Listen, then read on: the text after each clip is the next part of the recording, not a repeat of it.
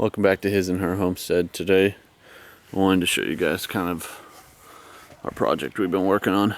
It's called the chicken coop, and we made the walls 8 foot tall, which was too much, but we got excited because we had 12-foot pallets, and we were like, not 12 foot, 10 foot, and cut them in half would have been too short and would have been a waste, so we cut them down like 2 feet to 8 foot. But anyways, this is all scrap, 100% scrap, except for the cinder blocks it's on. We already had those, but we used about $20 worth of cinder blocks and about $20 worth of screws so far. And what we did is we built a base. There's a roofing company near me that sells roofing supplies, and I got,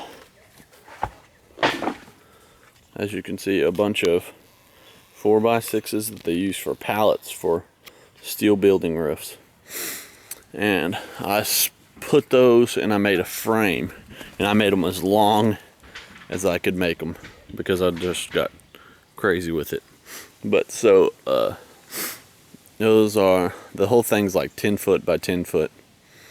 But what you need to do is you need to make a square, attach them together, make a square, make sure it's square, and then we want to run, see the line of screws right there? That's because we ran a beam there and there. Then you want to run cross beams, cross members. Ran one right there and right there. Those are 2 separate pieces because they're split by that wood. Then we ran one right here and right here, and then we ran cross beams right there and right there. And so the reason you do that is so that you get the most possible support you can for your floor, because that's where it's going to be your weakest point, is your sheeting. And you have to paint the heck out of this stuff, or else it'll get water damage, which that water on there is because it's been raining for like 8 days, and so everything is just starting to absorb water, even stuff that hasn't been rained on. But some of this has gotten a few sprinkles because we couldn't cover it because we were working in the rain. But so you do that. Then what you do is you build your walls on the ground. So we took some 2x6s that were twisted from a construction site they gave us for free, and we attach them to the bottom of the pallets right there. And then you measure, make sure you got the right length on your wall, and then you attach 2x4 to the top too. The top also, and you make sure that matches the length on the bottom, and that matches the length of the wall minus the corner where the other wall is going to butt up to.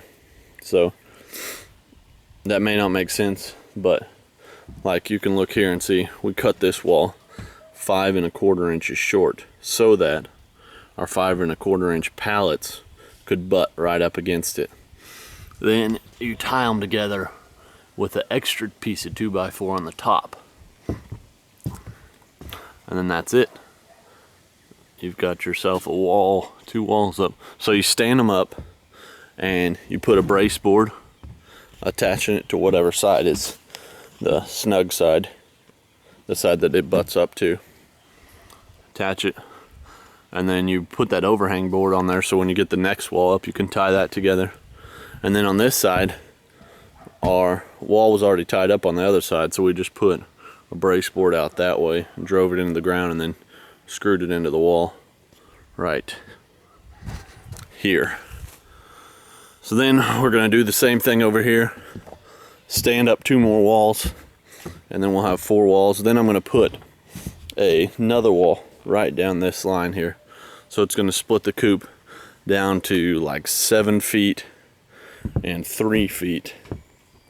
But the reason I'm doing that is because this will be like a tack room, like a animal supply storage room. All of our animal supplies will be in this room.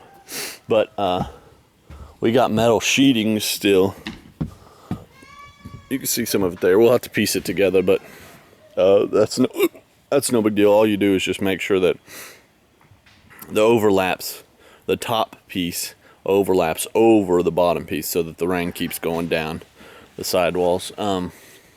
We also got a bunch of concrete board from a job site, so we can use that too. But anyways, we just wanted to keep you guys up to date on our projects. Sometimes we do projects and we leave you guys out and we feel terrible about it. So like the garden fence right there, we just put up that garden fence and it's sheep and goat wire, and we're gonna come back behind and do chicken wire 2 feet high along the bottom to keep the squirrels kind of hindered a little bit, rabbits and squirrels. But we had to tie it to the tree until we put our base post in there next to it. So, but that's no big deal. Man, we really appreciate you guys watching and everything. Please subscribe and do all the posting stuff. You know how you repost stuff on your, if you got the Facebook, which I don't, thankfully, but if you do fall for the Facebook thing, repost it.